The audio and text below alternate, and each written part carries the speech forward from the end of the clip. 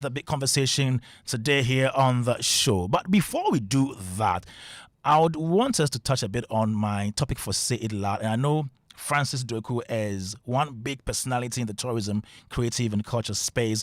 He has a column in the Daily Graphic, and he wrote a very beautiful piece on this week. I'll be getting to him and the other great personalities I have this afternoon right here on Showbiz A to Z. Let me introduce them to you now, yeah? So joining us, we have Francis Doku. He is CEO of Maestro Africa Group, and then he is also the West Africa rep for African Tourism Partners. He's here this afternoon with us. Uncle Francis, good afternoon. Good afternoon. I hope you're doing well. I'm fine. It's been a hot week, but yeah. I went to that Lumbers 1 week observation before I came here. Okay. Yeah. It's been a lot of emotions this week. Yes. And thank you so much for coming. Anytime. Let me also introduce to you Togbe Adabra IV. He's Mankrado of Bledi Bogame. And when it comes to tradition and culture, we know him for that. But he's also called Bex. He's an actor, great actor. Bex is here with us this afternoon. Should I say Togbe or say? Sometimes I get confused. I don't know what to place. You're confused. It depends on the topic. Yeah, so this one, Togbe is... This one, Togbe is appropriate. Medaku, how do you say welcome? Okay, where's on low? Yo. Medaku, phone number. Me force say them. Apemeto. Odo. Devio. Ole. Okay, it's okay. Thank you so much for coming. You're welcome. And we also have a friend, Nii Kwardey Ntreh, who is a storyteller at the Ghana Manche Palace and also a cultural activist. He's a poet as well. Oobakɛ. Oobakɛ. And the response is... Look at Anita teaching me Ghana. Oobakɛ. Okay. And the response is... You are done. Okay, Oobakɛ. Mm-hmm. So it's nasal. It's nasal. The last one is nasal. Yeah. Oobakɛ. Good. What's the meaning? Oobakɛ means you shall surely come. You see, there's an expectation inbuilt when we speak with the long opening vowel. It's future participle. Okay. Oobakɛ. You know this name, Namo Ali. I've heard it, yeah. If the name is Namo Ali, who would have known? Oh. Yeah. Who would have known? Oobakɛ means we expect Ablekuma to come and live with us. Ablekuma Nanalist. Hey, Ablekuma, the town. Ablekuma means foreigners or strangers to come and live with us. Ablekuma, Abakumawo. So it's an expectation that people will come and live with us. Okay. Oobakɛ, you shall surely come. Oh. Because we are hospitable, we are accommodating. That's the understanding. Wow. Yeah. This is the first time I'm hearing this. And it's always been there. It's always been there. You see, it's been esoteric because we don't often use it. Okay. Everyday language overshadows the basic Ghana. But within the circles of traditional leaders and elders, they still use it.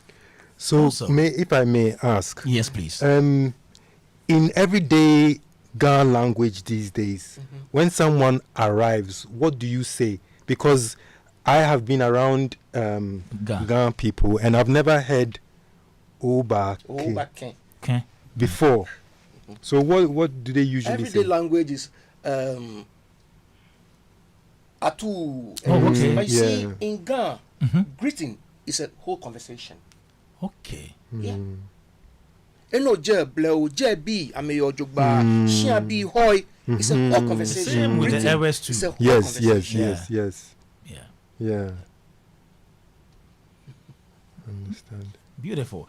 We'll also be joined on the phone lines by Yaw Anokye Frimpong, who is a historian and a lawyer, and we try to delve into some funerals celebrated in Ghana. We get to know how they are celebrated, the tourism, the cultural and creative value of these funerals here on Showbiz A to Z. But let me start with you, Francis Doku. You wrote a beautiful piece in Graphic Showbiz, and it's about Daily Graphic. Hey, Showbiz. that is what I grew up reading. So yeah. Okay, so Daily Graphic, and the column is Explore Africa. Explore Africa. A friend of mine at my former station, City, Nana Amajima Santi, yesterday asked me to tell you to be writing one. I'm saying, oh, he's been writing, oh. No, she didn't know you had transitioned from Showbiz, Graphic Showbiz to Daily Graphic. Oh, okay. So now she knows. Yeah, now she knows. Okay. Yeah, everybody knows now. All right. So you have written about the whole Akwaba, Wezon, Oobakɛ controversy. What is in that article? Well, I feel it's a conundrum that needs some, solution, because as you mentioned, as Togbe mentioned, I'm Dangme, yeah, and I was born in Accra. I've lived all my life in Accra. I'm 210 years old. But this particular word is new to me, and I speak Ghana. So as Togbe asked, it's not something that happens in normal conversation, because what you know of welcome usually in Ghana is a combination of words, sometimes. Okay. Like Okanyemojro or Nale, or combination of words to me. That's the normal language. But again, as Nii mentioned, you need to combine some words. It's a whole conversation. So this Oobakɛ, which actually I believe means that Oobakɛ, like you definitely come. Okay. You're certain you come, kind of thing. It's more, in my view, anticipation, than the fact that you've arrived. It's just like Okanyomojro, right? Okay. Kind You of come thing. again. No, you would. The fact that you've come. You certainly come. You definitely come. Okay. In anticipation of your coming. Okay. Kind of thing. All right. I think. All right. So it's a word that I think that, if, in my view, and what I wrote was that if there's any benefit, if you like, from this whole conversation, is the fact that we learn new things. Exactly. We learn things every day, and it's not new. It's something that exists, but it hasn't been in normal conversation. Yeah. So I feel that there's a need to have a proper, dialogue, the kind of conversation to look at what would, in my view, from a tourism perspective, properly, market the destination, Ghana, as a nation branding thing. And I think that we have done well with Akwaba for a very long time. And I've traveled a bit, not much, but a bit. And most of the places that you go to, the way you're identified with, if you mention you're from Ghana, it's Akwaba, that kind of thing. If they don't mention Asamoah, or for the older people, they don't mention Abedi Pele, or some of them mention Dede Ayu, and all that. They're going to say, Akwaba, that kind of thing. So it's something that subtly, in a way, we have done to market our destination, so people know us for that. So I feel that we need to have a proper conversation if we want to expand, the greeting, especially with different regional integrations, into what we have accepted and has branded our destination for a very long time. We need to have a conversation, on how to move on from there. I think the Akwaba thing may not have been deliberately done to push the destination, but it's something that has been done, over the years. You recall that the CEO of CJ Multimedia, Mr. Joseph Osai, did a lot with that lady who has that port, and is seen all over the world to represent Ghana's, front, because he did some shoots and then put that out, and it became something that almost everybody adopted, even the embassies kind of adopted to represent Ghana.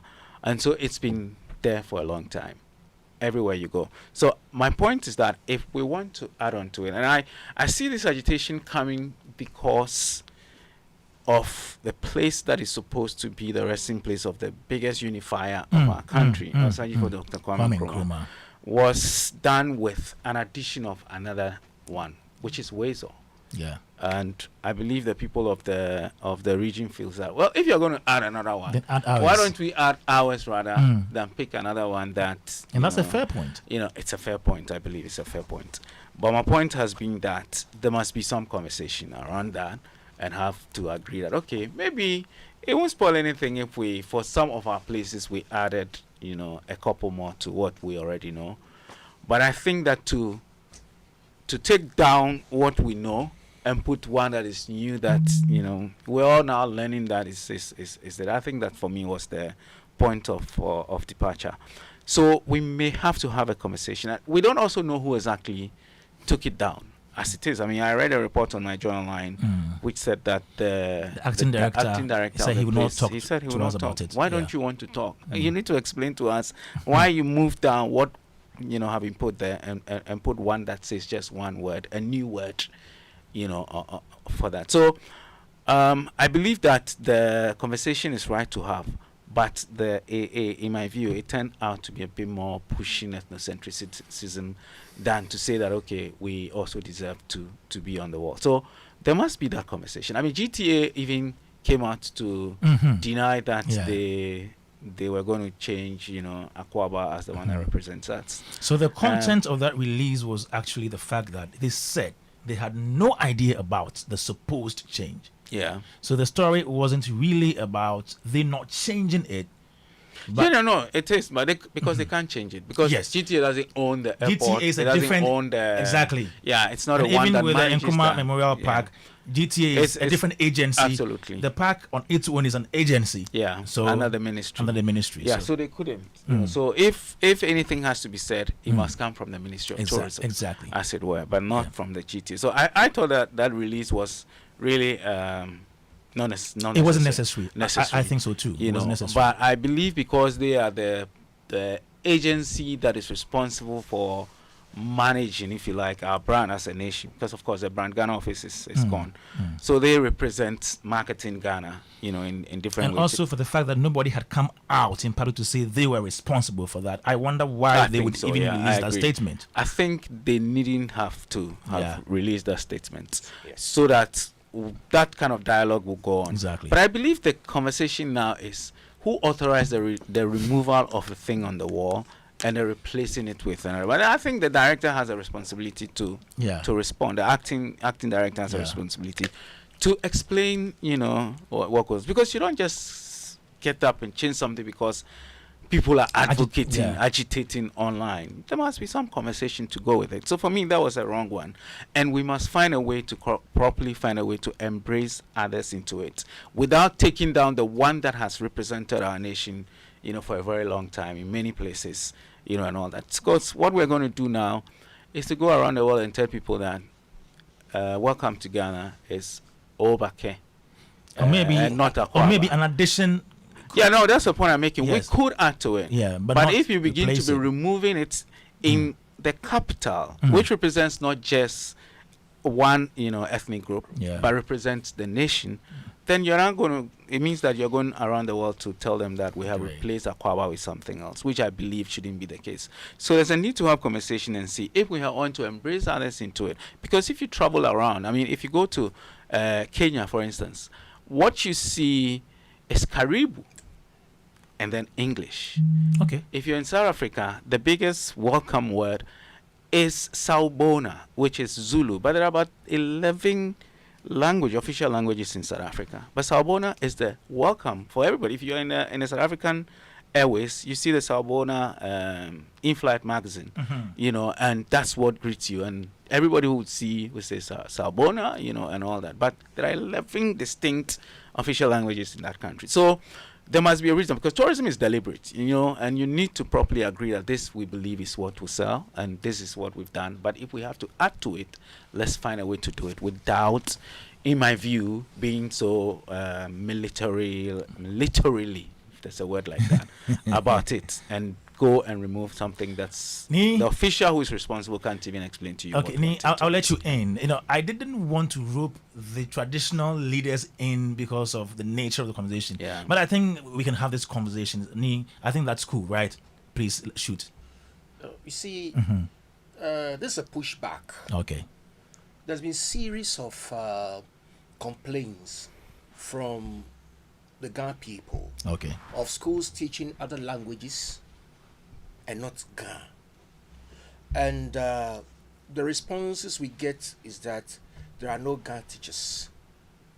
But I'm yet to see any data, to show that. data, yes, to convince me that, of course, we don't have the teachers to teach the Ga language. So, you realize that this was kind of a spontaneous thing. People are getting fed up with what is happening around them with regards to their language. That's why it caught fire easily like that. Yeah. So we must listen to the Ga people. When they complain about the teaching of other languages other than Ga, we must listen to them. We must listen to them. Yeah. We must do something about it. Because, of course, the metropolitan nature of Accra and the multiculturalism and other things will always, subdue your culture, your language.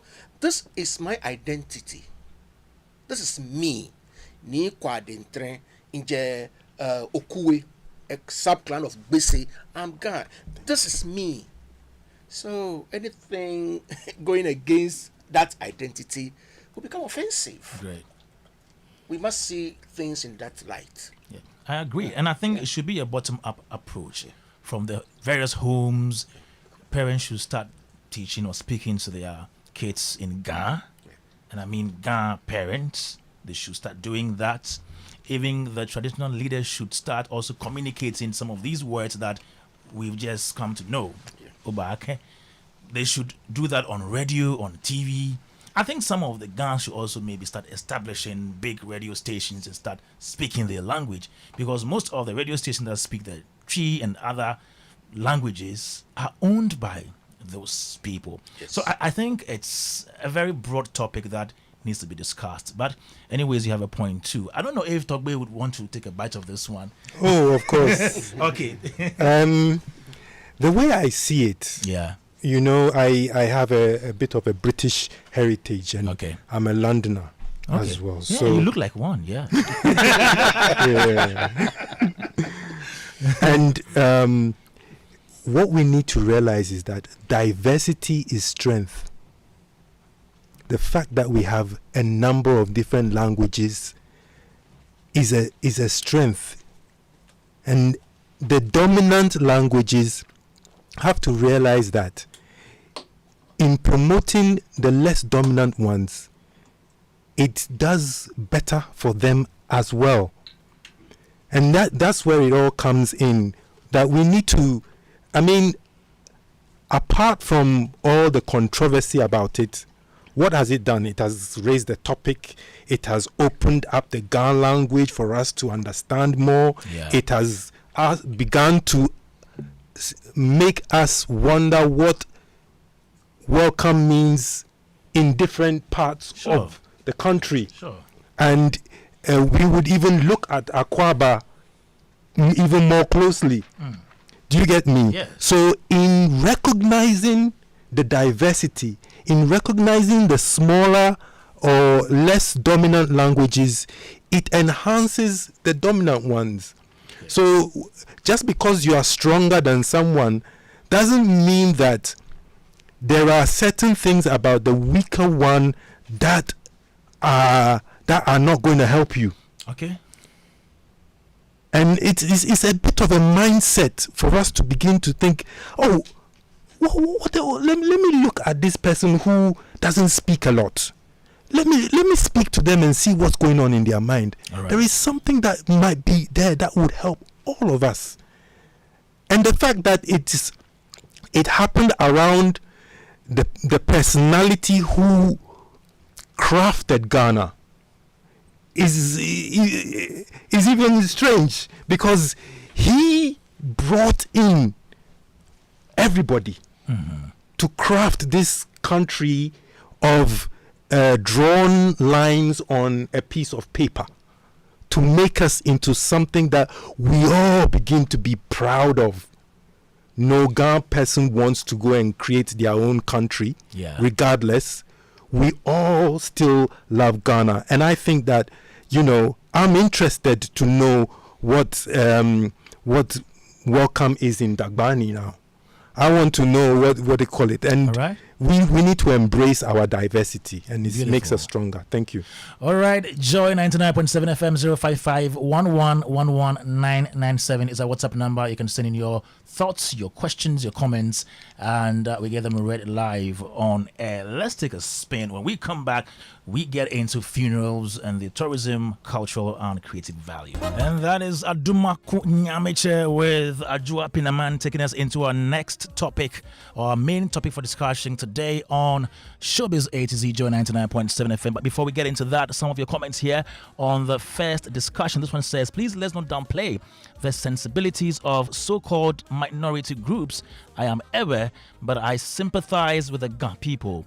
Nobody likes domination, no matter how minor they will be. None of us will accept this in our places, so don't let's do this to them. Anyway, since when was Akwaaba chosen as a national welcome, and by whom, and by which consensus? We need to promote the diversity of Ghana as a bigger brand. This is BB from North Kaneshi. You can also send in your comments now, 055 1111997. This one says, even if that was the case, one would still ask, why are there no Ghana teachers? Why? Okay, so send in your comments now, but we get it into something more detailed and insightful. This is about tourism, cultural, and creative value of funerals in Ghana. Now, funerals play a crucial role in Ghanaian culture. Every ethnic group has its own unique traditions, rituals, and ways of conducting their funerals. Today on Showbiz A to Z, we want to explore how some tribes in Ghana conduct their funerals and what these practices mean to them. And then building on the Adilumba 1 week celebration, we get to understand what really that means. 1 week, which is celebrated or observed maybe a month later, we get to speak to Yaw Anokye Frimpong, who will tell us more about that here on Showbiz A to Z Joy 99.7 FM. But let me say hi again to my guests. Hello. All right, so let's go straight to the point. We want to understand how some tribes or ethnic groups, conduct their funeral. Let me start with the Eves. I know there are various. Yeah. Should I say tribes? No. How do you call it? I keep getting confused. Tribe, ethnic group, and all that. Yeah, ethnic groups, sub-tribes, traditional areas, probably. Okay. Traditional areas. Okay. So the bigger one is ethnic group. The bigger one. And then they share some commonalities, but traditional areas. Makes sense. So is ever an ethnic group or a tribe? I would say we are an ethnic group with different tribes. Yes. So you have the you have the Vedome, you have the Anglo, you have the Tongo, you have the Som. And they have dialectal differences in their languages as well. Yes. Same with the Gans as well. Yes. Okay. Yeah. So let's start with the Eves. Generally, how do you conduct your funerals? It's very difficult for me to speak generally about how we all conduct our all right, so you can pick funerals. one. But I know my traditional area, there are a number of things that are done when someone dies. And first of all, whoever is there are different kinds of deaths. There's the deaths where someone... Because your area is... So my area is Gledi traditional area. Yeah. And it's notable because Afajato is in our town. Where we came. Yeah, we enjoy it. We really enjoy it. Yeah, so we have Vedome. Vedome. Okay. In the Hohwe municipality. Hey, Uncle Francis, you know areas. Okay, you are a tourist. So. Yeah. I forgot you were a tourist. Yeah. Okay, nice. So nice. that's where we are located. And in our town, it is, the way funerals are conducted is very, very specific to the area. Now, as I said, there are several different kinds of deaths. Okay. If there is an emergency death, somebody suddenly dies, there's a certain drum that is played, because it could be a war, it could be something, and then everyone has to leave whatever they are doing and run to the chief's house. Wow. There's that kind of death. There's a death where someone has died because they are sick. We all know that the person is sick and the person dies. There are ways in which that is conducted too. Yeah. There's the social status of the person. There may be somebody who will die, and then the following day, or maybe even the same day, the person will be buried. And someone who would die, and there would be months, sometimes even years before the person is buried. So there are various different things that happen. And one of them for sure is whoever is with the person when the person dies, what they call it, must pay attention to what happens and how the person died. Because we have something called Kuvonu, which is kind of an inquest that is conducted by the chiefs after the person dies. And that can be very, very powerful because what has gone on in the person's life, who the person has had a dispute with, their debts, things that they have said, all of these things could come out. And it often does during this inquest. And people are fined, and the chiefs have to negotiate between the living and the dead as to what should happen, because you don't want to bury somebody with some sort of ill feeling or unresolved issues. And particularly me, when my father first died, that's what brought me back to Ghana, because he died in the UK, and I had to bring him back to Ghana to bury him. And when we went to the Kuvonu, they asked us so many questions, and they delved into his life, and you begin to see the person a bit more. You begin to understand. Different people come and say different things about them, some not positive, some very, very positive, and all of that is very interesting. And like when the dead body is brought to the town, you can't take the dead body directly to the house. There are a number of things that have to be done. The chiefs have to come and sit down. Okay. They have to ask what happened on the way to the mortuary. There are certain prayers that have to be conducted. Wow. There is a male and a female that have to be appointed as sort of the guides to that person, to the burying and the conduction of the whole funeral. So there are a lot of activities. We call them konuo. Konuo, which are customs that have to be performed at different times. Some by the in-laws of the children of the dead. Do you get me? There are things that they have to do, like presentations to help their spouses.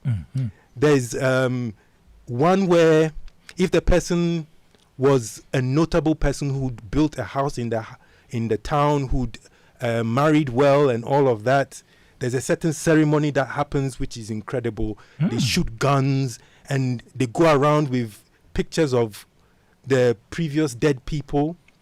It's a wonder to watch. Wow. And people will be asking, oh, who is that person? And then people begin to understand the relationships and who was related to who. Oh, that's my grandfather, that's this person. And that family will go around with the pictures, and then the young men will come around, and then they'll shoot guns and all of that.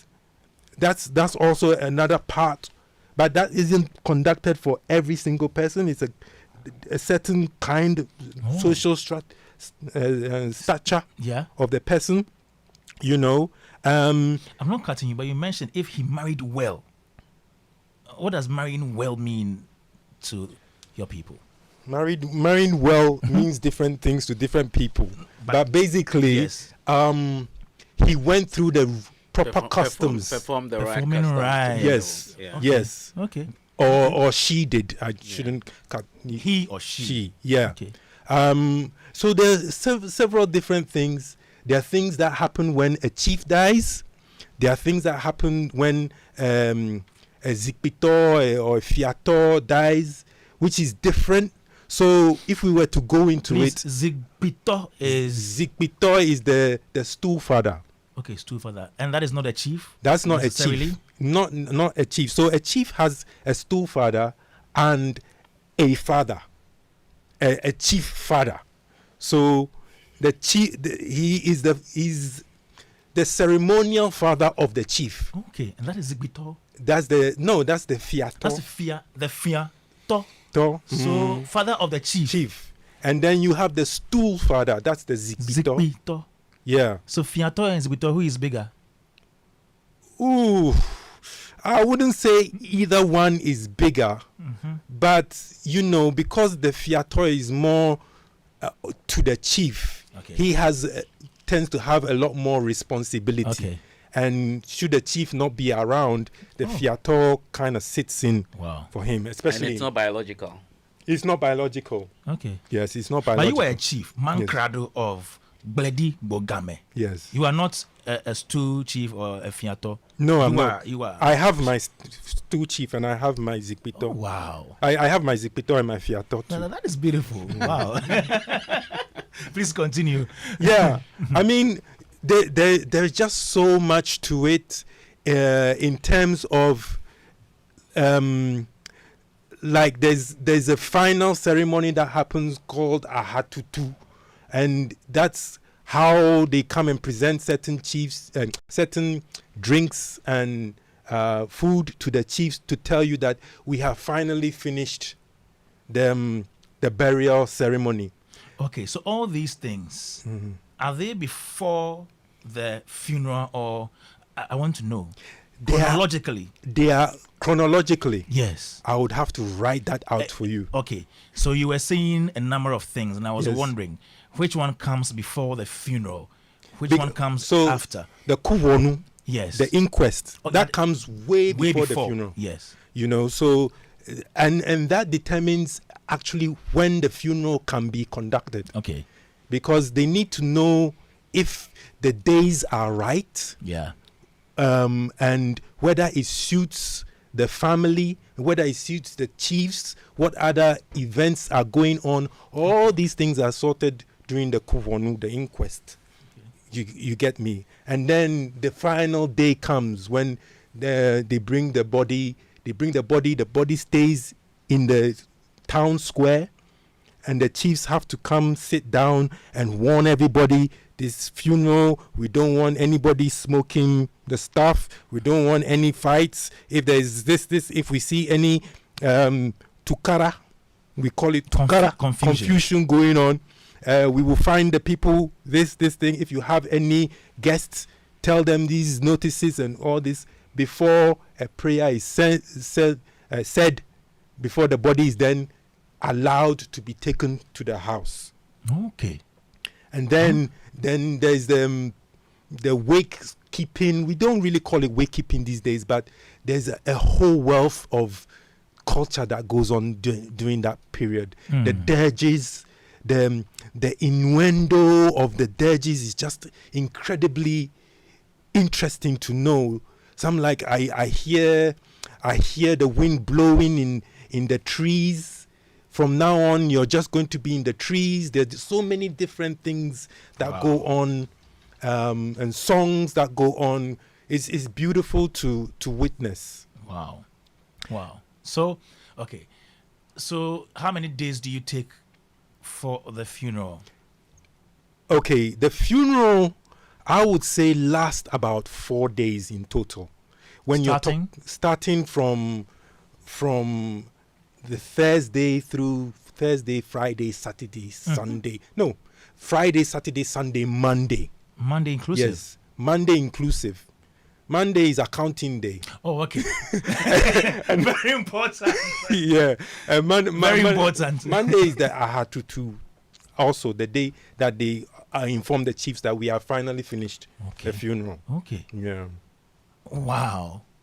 All right. So this is Showbiz A to Z on Joy 99.7 FM. You just heard Togbe Adabra IV, who is the Mankrado of Bledi Bogame in the Volta region, telling us how funerals are conducted in his part of the Volta region, which is the domain, the Bledi area. Yeah, Bledi traditional area. Where Afajato is, that area. Yes. Good. All right. Let's get to Nii Kwardey Ntreh. Let's come to Game. No, Game is somebody who's Gan, right? Let's come to Gan. Game is Ga people. Oh, so I'm right. Ganyo is someone who's Ga. Okay. So let's come to Ga. Yes. And then, so from the day that the person dies to when they are done with the funeral, take us through it. First, I would like us to understand what we mean by human being, for which reason we carry out certain things during the funeral. This is Gbomocho, the body. Within the Gbomocho, you have your Susuma, which is known as Dogbe or Kla. Okla here, yes. The color that you can't see, Yes. You are insulting it. So that insult means you are insulting the spirit of the person and not the body. Wow. And we view death as a transition. Yeah. Transition, which means the spirit within will go back to the Creator. Okay. And from the moment that spirit leaves the body, whatever you do to the body, you are doing to the spirit.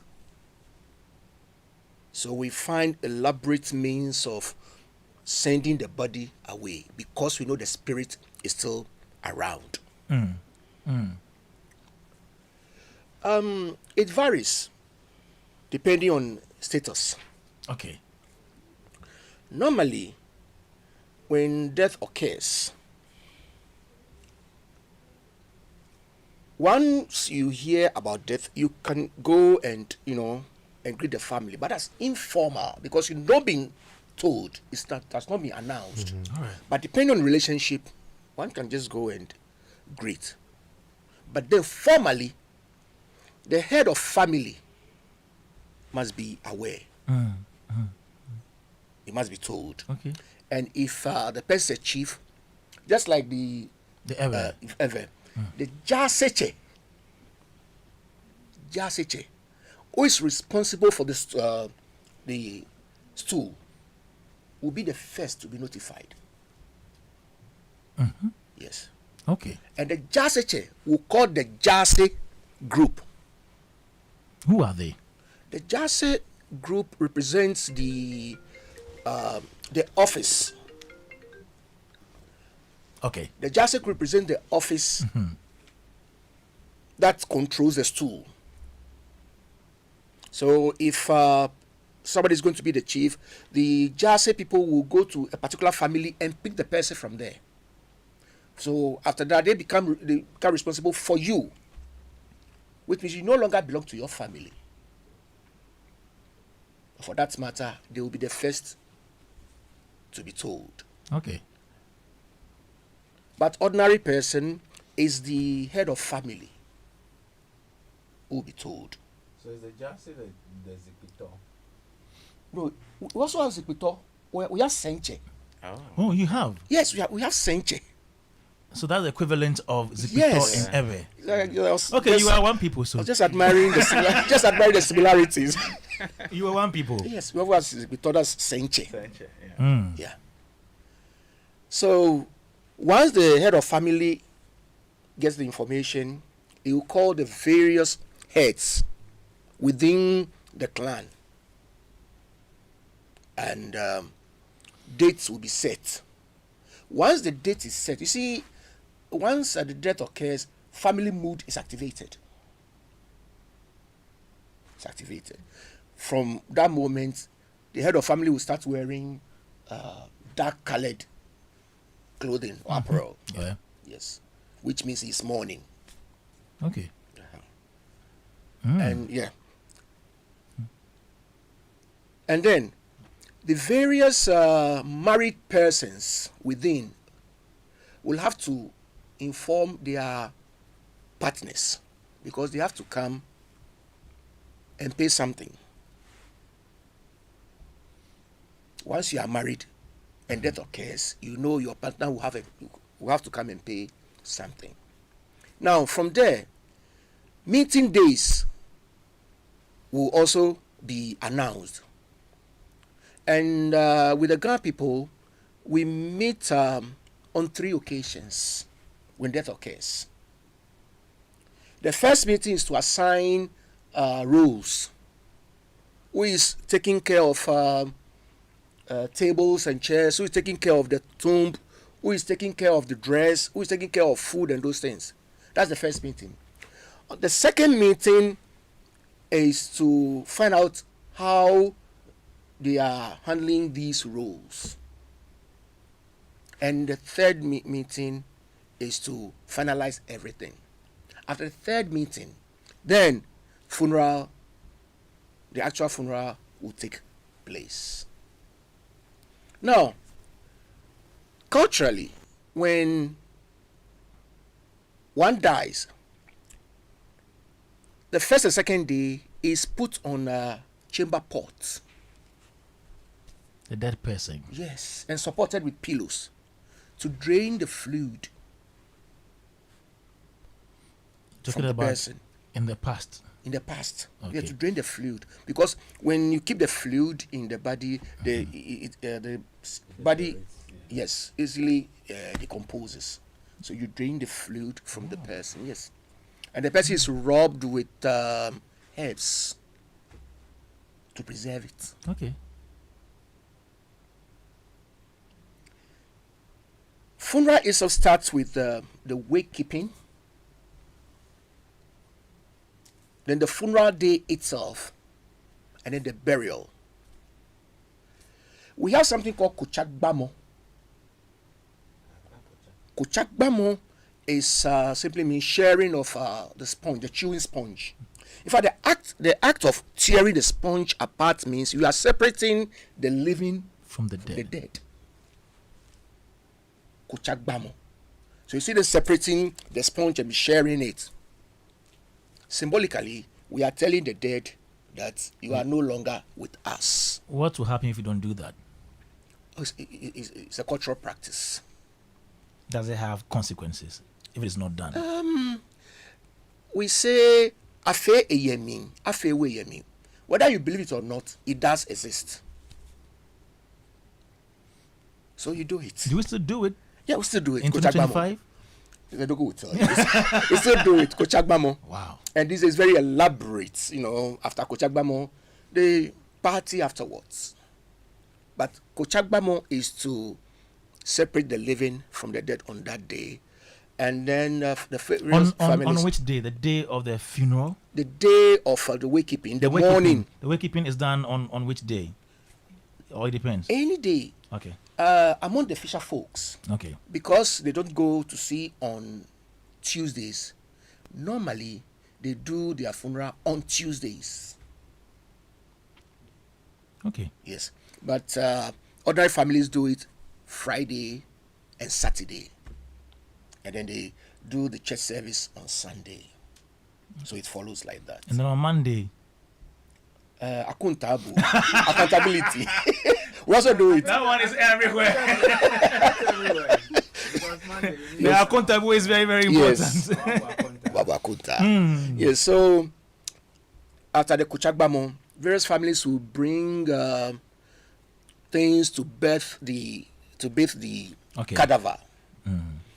Things like meh, ointments, soap, towels, underwear, mats, and so on. Lemon or lime to bathe the body. If the person is married, if the deceased is male, the wife will have to hold the toes of the man when bathing takes place. Yes. What is the meaning of that? When you hold the toes of the man, you are telling the body you are still around. You are still. You see, I've told you we believe the spirit is still around. Yeah. Yes. And there's another one, Tofuwo. Okay. Poltergeist. When it occurs, we also go and do inquest, like he said. You also do? Yeah, we also do. To find out if what it's natural or somebody did that to you. Do you get the result? Do you get the reply? People get results. To tell if somebody killed the person, they will tell this person killed the person. And when the person is going to be buried, normally they put knife in the person's hands in the coffin. Go and revenge. Yeah. And they do? They do. Yeah. they revenge? Yes, go and revenge. Togbe, true from your side too? Perhaps it is true, but I haven't come across it yet. Okay. So after the inquest, if they realize it's done by somebody, he's given a weapon to go and revenge. Now, my producer is saying she thought it was only in movies. And because we see death as transition, we use flowery words to announce death. Say he's going behind the mirror. Yeah. He slept on his left. Yeah. Why not right though? Why not on his right? Culturally, we tend to associate right with good things. Okay. And so those of us who are lefties are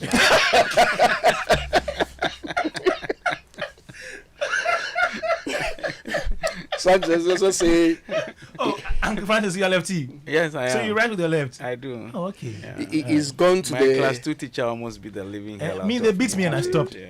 I didn't change. I ran back. I wasn't the real lefty. Okay. They beat me and stopped. Okay. They say he's gone to the village of the elderly. That's one way we announced it. And we also, Azizanya. What is that? Azizanya, the estuary. Adan. Oh, okay. Yeah. Culturally, we believe that's where people cross the Rubicon. Yes. And for Ghana people? Yes. Oh, okay. Because I thought Adan people. We believe that's where they cross the Rubicon. And for that matter, you'll be giving coins. Why Azizanya? Yeah. You'll be giving coins in a handkerchief for you to pay the boatman to take you across. We still do it. Wow. Yeah. And also, if the person has a very close friend or married, you'll be given a divided cola. Okay. It will be tossed.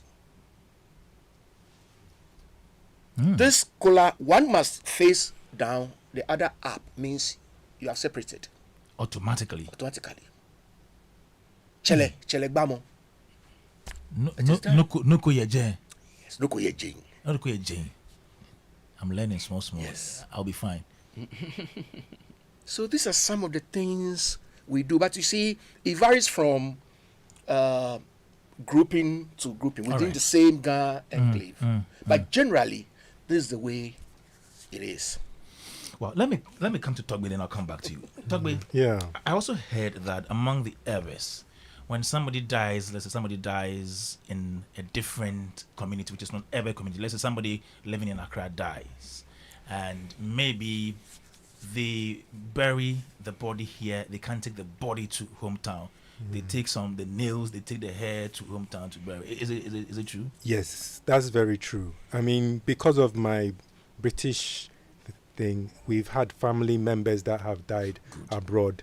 not being able to bring the body all the way back, at least the nails and the hair have to be brought back home, and then tradition is performed so that we can tell the elders that at least a part of the person has come back home, and that saves a lot of problems sometimes, because it can be very expensive to fly the body all the way from somewhere and bring them back home.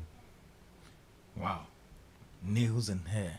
Yeah. And I hear they also conduct a mini funeral of a sort sometimes. Yes, there's a process that goes on. There's a tradition that goes on in that what I can't to say Nyankomade. Nyankomade, okay. Yeah. Okay. Yeah. All right, Joy 99.7 FM. Yeah, Showbiz A to Z. Okay, so we've done Ga Ewe. Let's get on the phone line and try to get some Akan perspective before we come and do the cultural creative value of funerals. So we have on the phone lines Yaw Anokye Frimpong, who is a historian and a lawyer. He couldn't make it to the studios, but he's joined us on phone now to talk to us on this topic. Good afternoon. Good afternoon, sir. How are you doing? I'm doing very well. I'm at my father's hometown, Offenso. Oh, okay. You are at Offenso at the moment. Yes. Thank you very much for taking time off your schedule to speak to us today on the show. Welcome. Okay, so today we're talking about funerals and how they are conducted among different ethnic groups and tribes. We've done Ga in the studio and then Ewe in the studio, and we're coming to you to give us a perspective on how the Akans, or let's say, Akan is very broad. Let me use Ashantis for that matter. How they also conduct their funerals from the day the person dies to the day the person is buried. Kindly take us through that. Okay. What happens is that, well, first let me say that all the Akans, Sante, Ahanta, Bono, Achem, Kwawu, Asante, Akwapem, Danzema, all of them, they have it the same way. You know, when a person dies, and usually let us use a man, if it is the male, the first thing that is done, well, in this sense, whether male or female, the moment you die, they will call the head of family to pour the first libation. That is to notify the ancestors who are already there in the underworld that one of their own has embarked upon a journey towards them. And so they should be prepared to receive him. So that is the first one.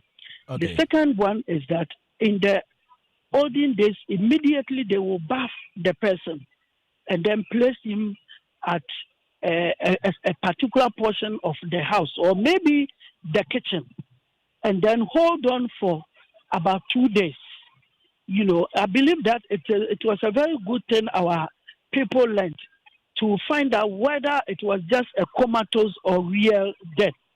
Then after 2 days, they are very much firm on their mind that the person is dead.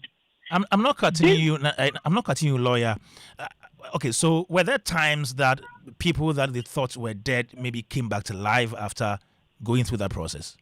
Many times, not only among the Akans, everywhere in the world, because we didn't have the machines or the facilities to detect whether a person had died or not.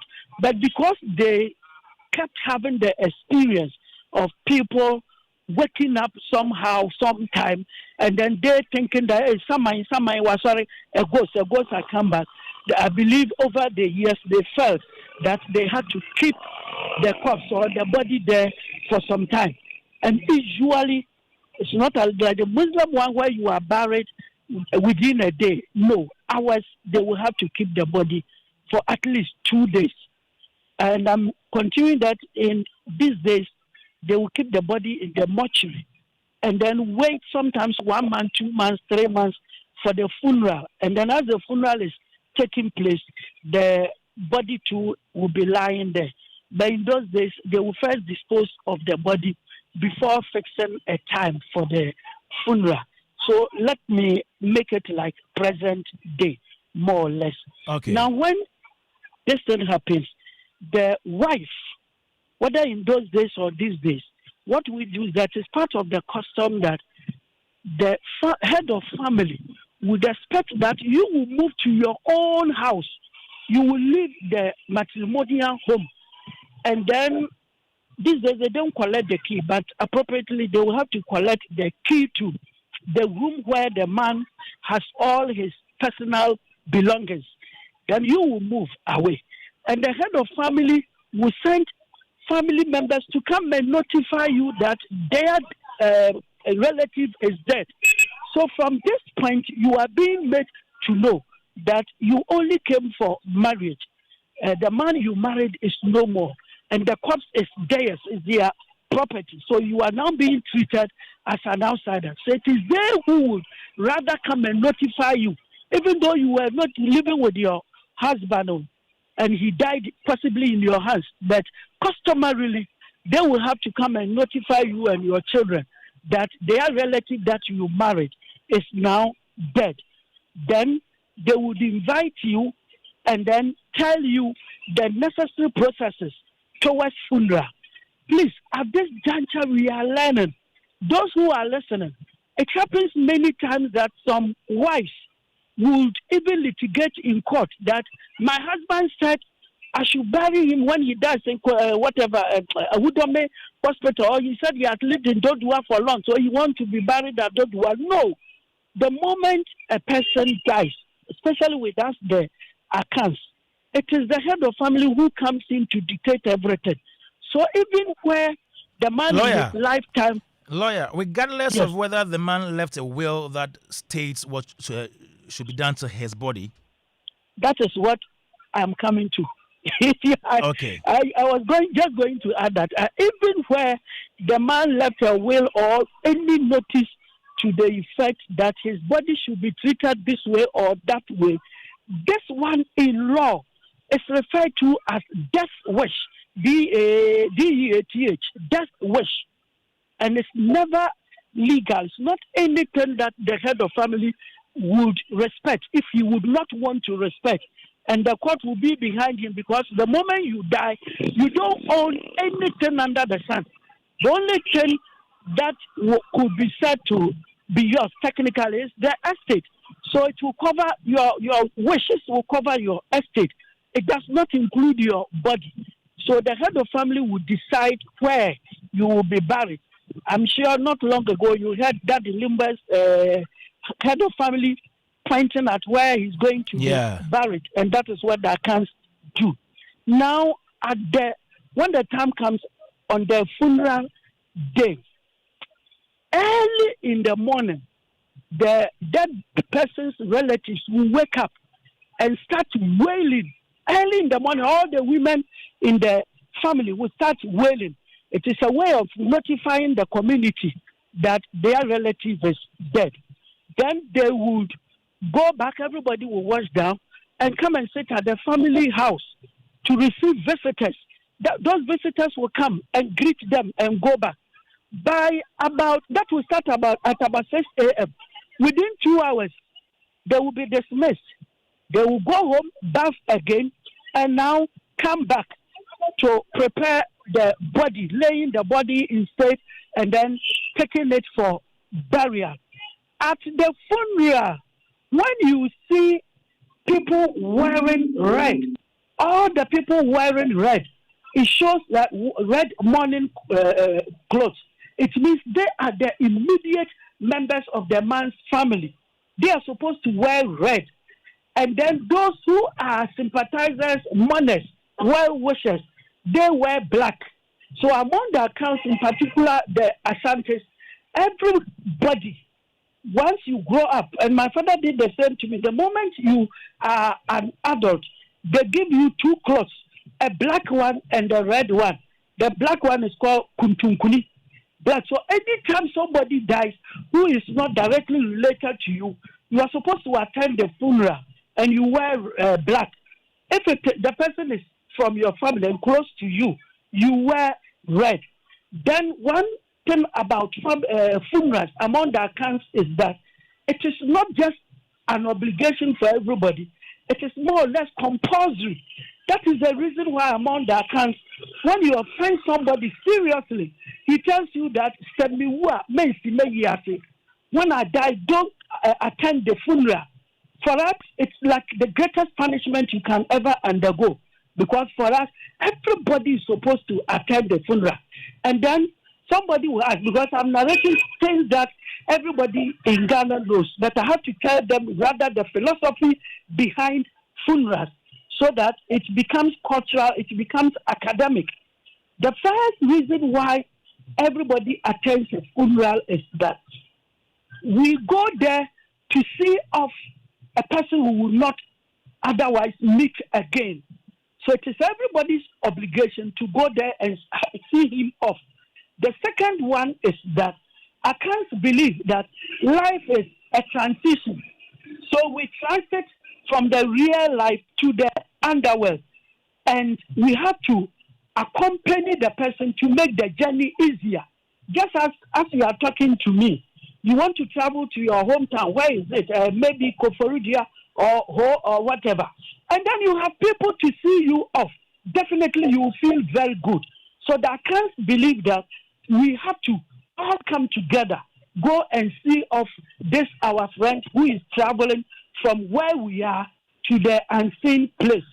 That is why everybody is supposed to be there. And then also, it is at the funeral that we plan so many family things, because certain places like Winneba, they all have festivals, but it is once a year. But when we have a funeral, because every member of family, including those outside the country, are supposed to attend, it becomes an opportunity for all of us to meet and take decisions affecting the community and take decisions affecting the family. So many times you hear that when there is an important meeting for any group within the family, they said that, oh, Papa Kojo Mensa a year, be a better October, and Timomian for meeting in October will be a beba, like Papa Kojo Mensa's funeral will be in so October. So let's fix the meeting for that time. So it is a time that we meet. It is also the time that, apart from festival, we see the chief and all his elders, because it is an obligation for everybody to be there, including the funeral, the chief. Meanwhile, I nearly forgot, and because I mentioned the chief, I have just remembered. When the person dies, the head of family is supposed to send a bottle of wine, alcohol, like schnapps, and a small, maybe 100 Ghana, 200 Ghana, to the chief's palace to notify him that one of his subjects is dead. We call that type of notification and kai and sa, just to notify him. And after that, whatever preparation that the family is making towards the funeral, you don't leave out the chief. Then on the day, as I'm saying, we are all there. Again, another reason why we are all there is that listen to Amati Dadzie song. It is at the funeral time that accounts begin to feel that they would also die one day. Otherwise, they don't remember it. They keep working hard. They keep working and amassing wealth. But during funeral time, when you wear black and you see others wearing red and you see everybody mourning, that is when you also begin to realize that you will not live forever. And so, therefore, on that occasion, there will be a lot of mourning, singing, dancing. Why the mixture of mourning, singing, dancing, and drumming? It is because on one hand, it is merrymaking. Why merrymaking? I can't believe that life continues. Life continues. And so whether he's dead or he's not dead, he's going to the other world, and it is another life. So we should enjoy. We should make merry. We drink. Why do you drink? The center of meeting between the living and the dead is always the alcohol. We pour drink and we communicate with the dead. And so on that day, everybody drinks as a way of saying that it is a meeting between the ancestors and ourselves. And then why do we make more merry? I've already explained that for us, life continue. So we have to enjoy. It's a proverb that him. So we have to enjoy that day. Lawyer, and then also, Lawyer, it is on. Yes. Okay. Yes. There is one thing that I think we missed. Usually, there is a 1 week celebration. It is not a celebration. It's it is 1 week observation. When the person dies. Good. Yeah. Sorry, I fixed it into it without separating it. Okay. When somebody dies, in the olden days, it was exactly 1 week. The 1 week among the accounts was not actually, it was the 8th day. So if he died on Thursday, it will be the next Thursday. But now, because of so much preparation, and then they need to inform everybody, it will not be the exact 8th day, like Lumber's own. They can even make it 1 month or 2 months before they do the 1 week. Okay. It doesn't matter. And that 1 week, the purpose of the 1 week is for the head of family to meet the family members and all the friends of the deceased person to let them know the arrangement for the final funeral rites. The final funeral rites. So that is the time we will know the date. So Lumber's funeral, whatever it is for the 1 week that the family would officially notify everyone the date that they will do the real funeral. Okay. So that is it. Yeah, if I should add that too. Okay. And okay, please, so before you go on, and when I spoke to Nii Kwardey and Togbe, they mentioned inquest. When the person dies, they go and find out what maybe killed the person. Is this so with the Ashantis? Please, it is 100% so. Because maybe you offended someone, and if you don't do it, other people too will die in the family.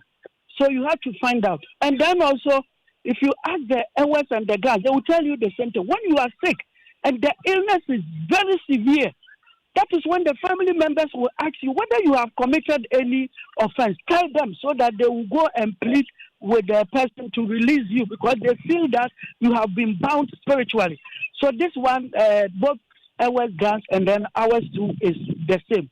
So they do inquest all the time, and they will tell, maybe that's why they always blame wives. That it is the wife who killed them. It is the wife. Normally, every successful man who dies young among the accounts, it is the wife who kills him. So that one is no more straight. Oh, okay. Yeah. Lawyer, kindly wrap up for me. Yeah, before we let you go, kindly sum up everything for me. So my summing up is that for us, the accounts, the funeral is an occasion to see off the dead. It is an occasion also to remember all our brothers and sisters who are already dead. And it is an occasion for us to understand that very soon we will also die. And then lastly and most importantly, when a person dies among the accounts, he goes with the white cloth. We lay him in state, in white. Why it is white is that we believe he has fought a very hard battle, and now he has succeeded, he has won, and he's victorious. So when somebody dies, we don't say bad things about the person. The person has left us successfully, and we also believe that the ancestors are meeting him on the way. And if the funeral is very big and is so well attended, the ancestors over there meet him, and they put white calico on his body. They put calico on his body to meet him, and then everything white, powder, everything white under the sun. That is why for accounts, if you are not given a decent burial, it is so bad. But lastly, there are certain people who are not given decent burial among the accounts. If you ever committed murder, and the society gets to know too, if you die as a result of a suicide, it was such bad people, bad deaths. I mean, they don't give you a decent, and they quickly bury you. And if you are so young, you die, they don't perform funerals at all. And when they do funerals, a lot of people die. So when you die as an adolescent, something quickly, they go and bury you, and they don't do anything comprehensive. Thank you. Thank you very much. Yaw Anokye Frimpong, who is a historian and a lawyer for letting us know much about the Akan tradition culture when it comes to funerals. Showbiz A to Z on Joy 99.7 FM. You can send your questions at 055 1111997. I have Nii Kwardey Ntreh here. I have Togbe Adabra IV here and Francis Doku as well. No, so he mentioned, I asked him about 1 week. Do we do 1 week in the Ewe funerals? Sorry. 1 week in Ewe land. Okay. However, I mean, people are adopting all kinds of things these days, but traditionally, we don't do it. Okay. Nii? We don't. Okay. All right. But as we speak now, Daddy Lumba's 1 week observation is ongoing at the Black Star Square, and a number of musicians have done tribute songs for him or in honor of him, and one of those is his former group mate, Nane Champong. Some of your comments here. This one says, good evening. We are young, and with these discussions, I think we've learned a lot from our panelists, from your panelists. Good work done, Isaac Kaswa J River. Good evening. I believe we waste too much time, resource, and money on this 1 week funeral event. This is putting too much pressure on the society at large. We should rethink and have our funeral once and for all. Let's learn from the Muslims. It's very simple. It doesn't make sense wasting too much on the dead. Prosper from Dakuman, Accra. All right. Showbiz A to Z on Joy 99.7 FM. My name is Kwame Dadzie. Now getting to the second leg of the discussion, which is the tourism value of funerals. And this one takes me back to funeral tourism, the whole agenda that was announced some time ago during the tenure of former Minister of Tourism, Arts and Culture, Mohammed Awar, Makokre Kumanti, and all that. It was in the news. And okay, today we are trying to get into that. Francis Doku is a tourism person. He is the West Africa rep for the African Tourism Partners. He's been in this industry for a long time. In the creative space, he's there. In the culture space, he's there as well. Let me start with him. The tourism side of funerals, have we tapped into that so well in this country? Maybe not in a deliberate way. But Kwame, before I go there, maybe I should also mention a few things about... Oh, okay, the funeral. From Dangbe perspective. From Dangbe, oh, I forgot. Yeah. Oh, hey. Well, I should say that. Well, I have lived in Accra, all my life, so I can only talk about snipers of things that I know. And some of them are kind of, related to most of the things that have been said from Ga, Ewe, and Akan, traditions. I think we all agree on one thing as different people, but with the fact that death is not an end, in a sense that you're transitioning into a different space. So I think Dangbes believe that as much as possible. Dangbes also believe that ghosts are real, So if you don't do Pade, yeah. So if you don't do the right things, the spirit of the person will just be around, either a malevolent spirit and scaring young people and hurting people, or especially if the person was wronged, in a way, you need to go through all the process to make sure that they are properly pacified before they are buried, as it were. I think one other thing that you mentioned and you asked me about is the fact that for us, Dangbe, we say that our person doesn't sleep outside our home, like kind of thing. Like, so they don't bury you outside. You have to be brought home and buried where your father, your ancestors were buried. But if for any reason you can't make it, then part of you had to be brought for the right rituals to be made, and then you're buried. So it's very important to note that that's a very important part of Dangbe thing. And I think another thing is, and again, Togbe mentioned about how proper processes have to be done for marriage to ensure that the person is buried right, in the sense that if you didn't, and this thing happened so many years ago, where people just give birth to people without, meeting the family properly to perform marriage rites. Now, if the person dies, if a woman dies, the man would have to perform the necessary rites before they bury, the wife. Yes, because if you didn't do that, you have children with a person, but you had not, done the right marriage rites, you will have to pay a certain amount. From where I come from, currently you need to pay about 20K for all the things that have to be done, and then you get a black goat, or is it sheep, one of the two, to perform the right rites, so that the person who's dead would, finally, rest properly. So there are a few things that are similar, and all that. And the processes from the weekend of the marriage and all that. And I saw similarities that on Monday, it's account. The Monday is where we do accounts. We need to know what everybody contributed, and what, especially to find out what debts anybody incurred in the process of, so that we are properly compensated. Or if they made any profit, we see how to share it so that it doesn't go into this thing. So it's important, and I think those are some of the things. So funeral is not the end of life. I mean, if you're studying some of the things that white people write for our studies in social studies and, civics and all that, you see that stages of life, death is the end of the stages of life, from birth to it. But, we know that it's really not in our traditions, that death may be the beginning of a new way. So we have to, in the end, celebrate your transition into that.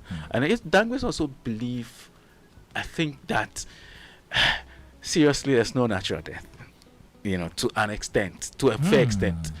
But then if there is, we need to properly find and be sure that this person died of any natural causes without anybody doing that. And so Ghanaian funerals are a bit, and that brings the bigger conversation of how do we properly integrate that into our tourism offering. Exactly. I think when this was mentioned, perhaps a lot of thoughts didn't go into it. Exactly. In other countries, I mean, if you're speaking to people from Southern Africa, East Africa, and all that, if you die today and you're buried within you're buried after 1 week, it's too long a time.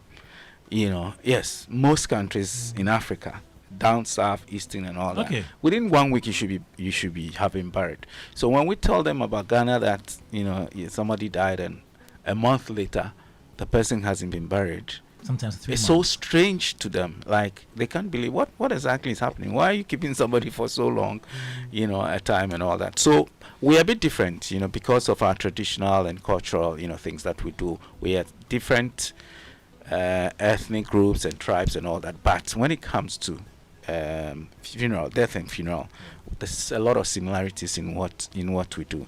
And so I think there must be a way to look at how to properly leverage that for our tourism offering, because tourism is actually culture, and Ghana is very strong on cultural tourism.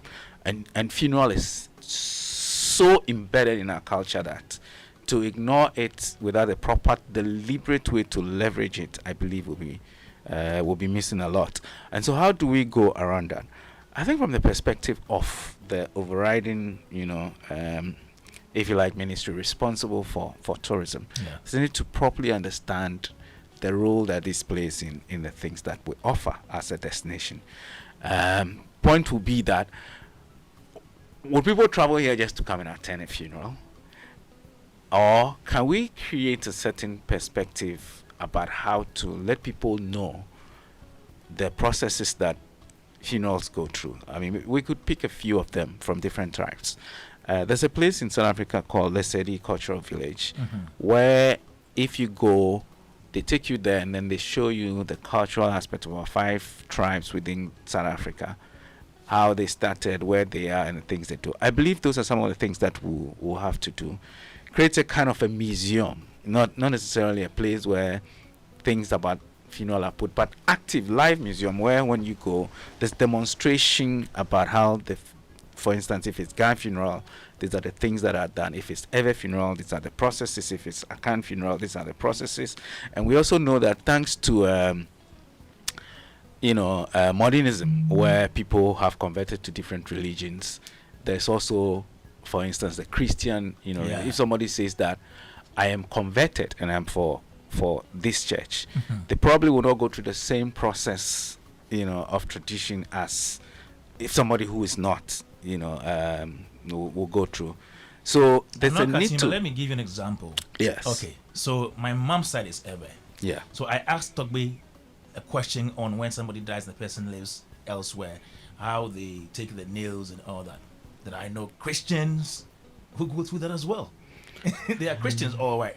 But when they die, and they die maybe somewhere else, and they are buried there, Christians, they still take, after the pastor has done everything, the busuapeni, those family people will still come and take the hair and the nails. I think it's what the lawyer mentioned. Okay. In the sense that once you die, you belong to the family. Yeah. So your death wish may not necessarily be what. But some churches are very strong about it. Okay. I mean, for instance, the Catholic Church, the Presbyterian and all that, they are very strong. Once you have told them you converted and you're in their books and all that, they will remain strong about it. But of course, there's always that fight about tradition and modernity, tradition and other religions, and all that. So that fight will continue, and people would say that. I mean, because there are people who may have said that they are converted, but they still have some allegiance to their homes, and all that, and they will say that maybe even if I die, do this. So there's always that fight. But I believe there are some also who, because they are going to be buried by the church anywhere, not necessarily taking a person to their home, they would insist on Christian burial, and some of those prevail. But there are some that would say that, okay, we'll give him because the person comes from a particular place, and so we'll let that happen. I'm just saying that there must be a way that we can look at the two from different perspectives, the traditional one, and if there's any way that a segues into the modern one, let's find a way and let people who would travel to come and experience it know about it. So we don't have to, the crux of this, and let me end off that, have to totally rubbish the fact that we can, as a destination, marry our funeral into, properly integrate into our tourism offering, and let people who come here come to learn about it. I believe that what we've done today, what Togbe has done, what Nii has done, what Mr. Lawyer has done, would have educated people on some of the things that we do at funeral. It's not just end of life. It is, a whole celebration, a whole process, a whole tradition of things that go on. And we can package that, in my view, to sell to people outside. Because as a destination, we are very different from other destinations. South Africans may not, or Kenyans or people in Botswana may not be too much into this funeral thing like we are. And so for them, it may not be a big deal to package it as it is. But if it is, and as we have discussed here, it is a very big part of our culture, I think that could be put in a bottle, branded, and sold to people who want to have a taste. Good one there. Let me come to you, Togbe Adabra. Yeah. So in the Volta region where you come from, how do you assess the tourism impact that funerals bring to the region? I would say there is a tourism value to it. Okay. In that it is more local tourism. Okay. So someone dies, they may be they've been to school in the Ashanti region, they are on their school platform. All those people would support the person and come to the village during the funeral. Okay. And that is tourism. It may not be seen as tourism, but there is that value because they're all going to flood to Gledi. They're going to see things that we do during our funeral. They may not have come at all ever to Gledi, but because they went to school with someone whose mother is from Gledi and is dying, they've come. They've seen Afajato, and they've decided to climb. So that's where the tourism, for me, I see the tourism value. There may be villages in the Ashanti region that I would never go to, but someone who I play tennis with, their mom may have died over there. I want to support them. They become a very good friend of mine. I go there, many of us all go there. That is also tourism. We go there, we spend, we go into hotels over there. Yeah. That's the tourism aspect to it, you know. Then also, just taking off my Togbe hat for a little bit. You are getting into the arts. And getting into the arts a little bit. Our filmmakers. Yes. They need to look into the value of these cultural things and build them into their films, because people are interested in the culture. And if you were to do, we have a ceremony doing funerals on the Saturday morning where someone will come and just give 5 CDs, someone gives 10 CDs, someone says, and they said, oh, he was my brother, oh, he was my cousin, he was this, we call it Nutatra. The significance, and then the whole thing ends with a certain chief that has to come and close that ceremony. And then they'll be saying Fiayalo, which means the chief is about to leave, so come and give your little donations. The significance of that can be used into a story, and someone would see it, and films travel everywhere. So we need to, as filmmakers, look at the minutiae of our traditions and our cultures and build them into our films. And that's another way of which people would be interested to come and see more. Then my final point that I wanted to make is that yes, everybody is going to die one day. But how do they live? And I wrote the other day on one of our platforms, we are busy prioritizing the burying of the dead. So much so that we are not taking care of the living well enough, so that they don't become the dead. Then we get more of the dead, and we even become busier. Then the cycle starts over again. All right. God, help me mourn the living. Let's make better lives for the living, so that we don't have as many of the dead. Or at least when they do die, they have lived a good life. Because we're all going to die anyway. Yeah. But how do we live? That's just to address a little bit of what Prosper from Dakuma was saying. Okay. Yeah. Yeah.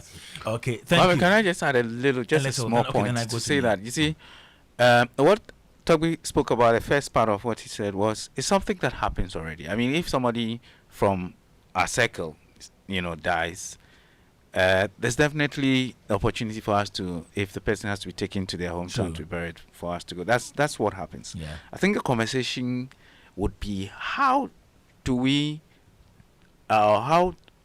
we going to be more deliberate about, for instance, I mean, if there's a hotel has a funeral rate card.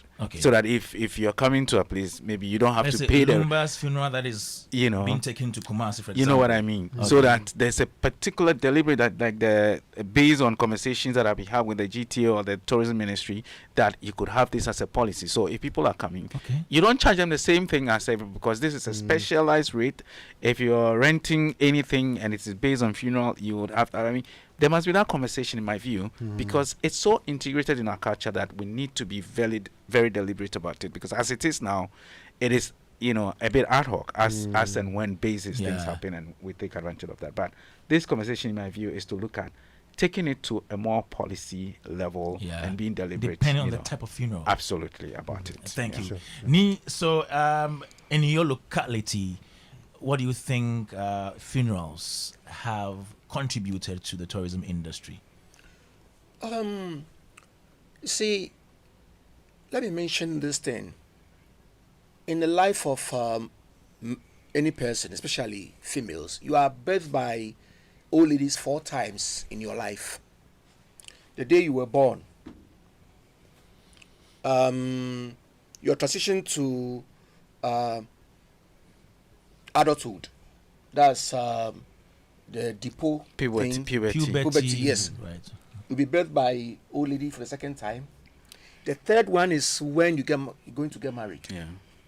And the last one is when you die.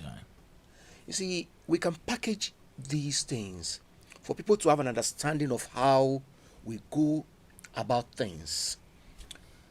When the Queen Mother of Ghana died, Nadedo Madru, a whole lot happened. This woman was in the stool for decades. And we've never seen the funeral of that magnitude, ever. A whole lot happened, and I was expecting some documentary to be done. There wasn't any? I've not seen any. Okay, you've not seen any. Okay. Yes, some documentary for people to see how we conduct certain level of funerals. A lot of people came, and in fact, it grew the local economy as well. People were buying cake and fish. A lot of people came around to sell. All this brought something to the Ghana people. I don't think we've packaged our things properly. Okay. That's the problem we have. With this funeral meetings, there's this interplay between the families and the family heads. It's a kind of politics, which is beautiful if you understand the dynamics. All right. All these people can witness and know what goes into making a funeral successful. Packaging is still the problem. We have. Packaging is still the problem. And from meeting all the way to burial, if we can put it properly, people can come around and witness funerals. Yes. Okay. Funerals. But I don't think we've done enough by way of packaging these things. Especially, you see, with the Fisher folks, they do what we call panshimo during funeral. Yes. Okay. They gather and they sing these folklores. Okay. Yes. And it's a delight to watch these young men singing these things. And then widowhood rights. Okay. There's a storytelling session during widowhood rights of the Ghana people. All these things are... So we need to be deliberate in documenting some of these tourism, activities, which we can package for people to have a look. There's a storytelling session from the evening to the next morning. Okay. And then they enjoy what we call the abuswato. All right. A ram will be slaughtered and the whole family will enjoy it. All these things are potential tourism things that we can... Thank you very much. Showbiz A to Z on Joy 99.7 FM. And people are listening to us. A lot of people, some even outside the country. Let me say shouts to Kojo Amua. He's Ghanaian living in Kenya, and he's listening to us now. He and his friends organized the Ghana food event in Kenya in East Africa. Wow, that's super. Okay, thank you so much for listening to us. But before we go, though, Uncle Francis, so next week we're having the Showbiz Roundtable, 7th edition, and this time we are doing GRE versus the creatives. You know, our people have a lot of questions regarding taxes, and you are part of the panel next week. What should we expect? I think expectation would be a lot of education. I mean, because some of the agitations or issues that we have is, sometimes based on ignorance. Yeah. And I believe that such opportunities are good for all of us to learn. I also believe that there are some genuine, concerns that creatives had about how their money is taxed. Okay. And I think it's also an opportunity for the GRA to properly, open things up and show that how things done and all that. I think it's a dialogue that will bring a lot of elucidation and partnership. I believe everybody, it's difficult to pay tax, because the government is sitting somewhere. It's not the one doing your things for you and all that. But every money you have, they want to take a part. But I believe if we understand the process and what is tax money is used for, and all that, everybody will be paying it. And even though it's painful, and maybe when the tax incentives are going to roll out, for us, what incentives do we have, for instance? Because if I'm organizing a small event and I'm getting some small money, the taxman wants to take everything.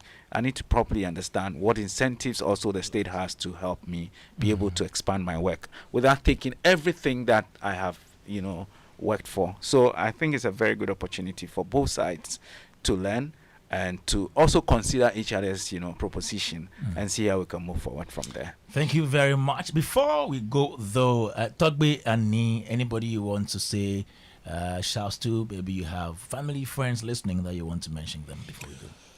Sure.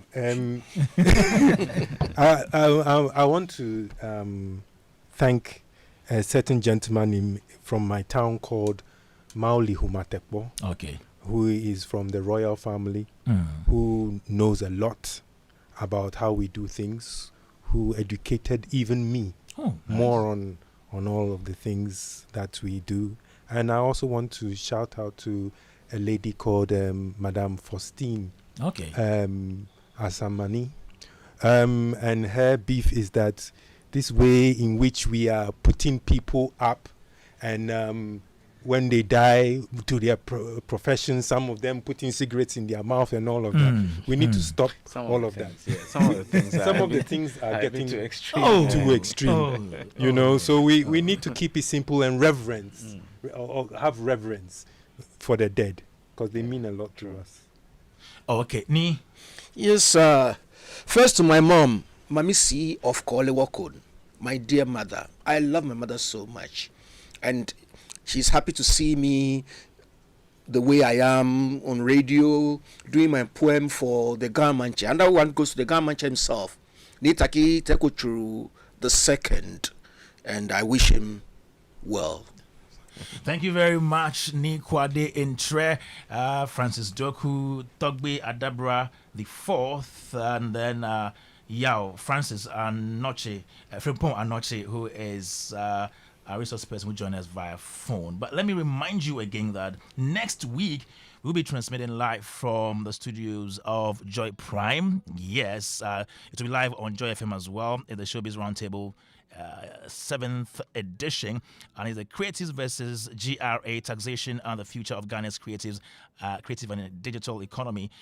To drive the conversation, we have speakers rest from the GRA, Victor Yaw Akogo, who is the Chief Revenue Officer, Domestic Tax Revenue Division, and Isaac Kobina Amwako, Chief Revenue Officer and Head of the GRA IT Training Center. And then we have Francis Doku, Kojopoku, we have Robert Clark, Latif Oobakɛ, a number of creatives coming around to also contribute to this conversation on Saturday. Yeah, my name is Kwame Dadzie, show produced by Philip Nine, supported by Nita Olivier Fangdan and DJ Oobakɛ. And this show was brought to you by MTN. Everywhere you go, superstar multi-food drink. My name is Kwame Dadzie. Yeah, we're back next week.